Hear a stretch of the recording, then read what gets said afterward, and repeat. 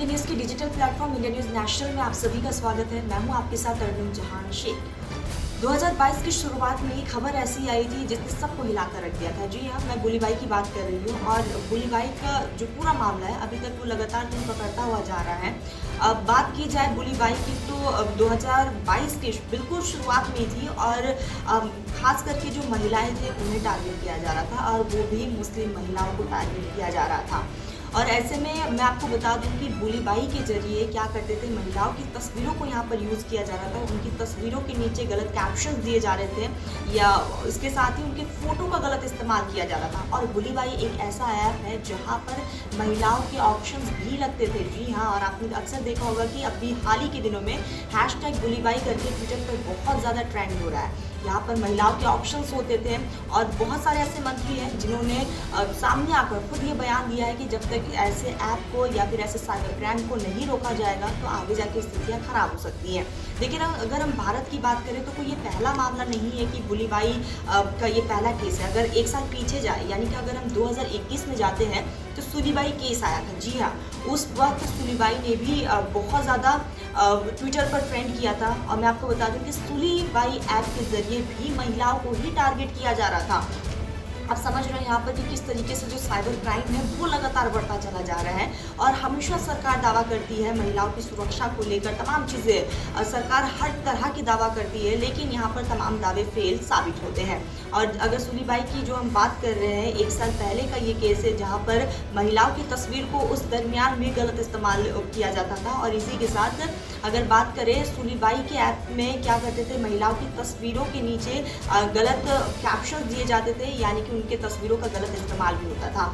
अगर अब बात ये की जाए कि बुलीबाई आखिर हम सभी के सामने उजागर कैसे हुआ, दरअसल दिल्ली की एक महिला पत्रकार थी, उस पत्रकार का भी तस्वीर इसी तरीके से उजागर किया गया। इसी तरीके से महिला पत्रकार की तस्वीर का गलत इस्तेमाल किया, जिसके बाद ये पूरा मामला सबके सामने आया है। और उस महिला पत्रकार ने क्या किया, FIR दर्ज कराई, जिसके बाद खूब जांच पड़ताल हुआ, खूब खोजबीन भी हुई। और ऐसे में पुलिस को यहाँ पर बड़ी सफलता हाथ लगी दोस्तों।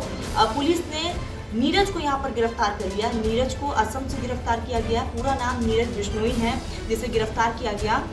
और आपको बता दूं कि नीरज BCA का स्टूडेंट है। जी हाँ, बैचलर इन कंप्यूटर एडमिनिस्ट्रेशन का स्टूडेंट है जो कि इस तरह के ऐप्स बनाता था। और ये ऐप के जरिए ही तमाम जितने भी फीमेल्स थी, खासकर ये जो मुस्लिम्स फीमेल्स थी, उनको परेशान किया जा रहा था। और ऐसे में अब परेशान क्यों किया जा रहा था ये तो खैर जाँच पड़ताल में अब सामने आएगा। लगातार अब टीम जाँच पड़ताल में जुटी हुई है। लगातार उसको 7 दिन के रिमांड पर लिया गया है, पूछताछ आगे की जा रही है। और इस दरमियान पूछताछ में नीरज ने एक बहुत बड़ा खुलासा किया है। जी हाँ दोस्तों, नीरज ने इस दरमियान सुलीबाई का भी जिक्र किया है। नीरज ने कहा है कि सुलीबाई ऐप में भी मैंने अहम भूमिका निभाई थी। जो भी इंफॉर्मेशन प्लांट किया जाता था, नीरज ने इसका दावा किया है कि वो इंफॉर्मेशन जो प्लांट करते थे सुलीबाई ऐप के लिए, वो काम भी मैंने किया। यानी कि जो नीरज की भूमिका बुलीबाई ऐप में जो मेन किरदार है, जो मास्टरमाइंड है, वो तो है ही।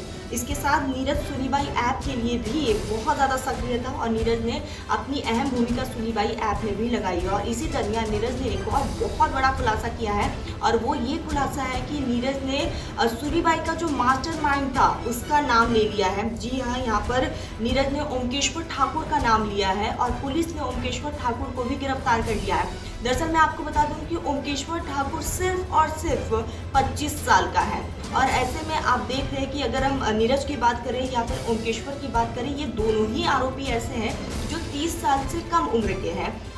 और आप ये देखिए, ना सिर्फ यहाँ पर उन्होंने भारत की महिलाओं को परेशान किया है, मुस्लिम महिलाओं को परेशान किया है, बल्कि नीरज ने यहाँ पर एक और खुलासा किया है। पूछताछ में एक और चीज़ें सामने आई, वो ये है कि नीरज इंडिया और पाकिस्तान के जो नामियल यूनिवर्सिटी है उनके भी वेबसाइट्स को हैक कर चुके हैं। आप समझ रहे हैं कि ये कितने बड़े आरोपी हैं और इनका दिमाग कितना चल सकता है कि ये ऐप को यहाँ पर बना रहे हैं, ऐप के ज़रिए परेशान कर रहे हैं लोगों को। इसके साथ ही यूनिवर्सिटी के वेबसाइट्स को भी बहुत बार हैक किया गया है।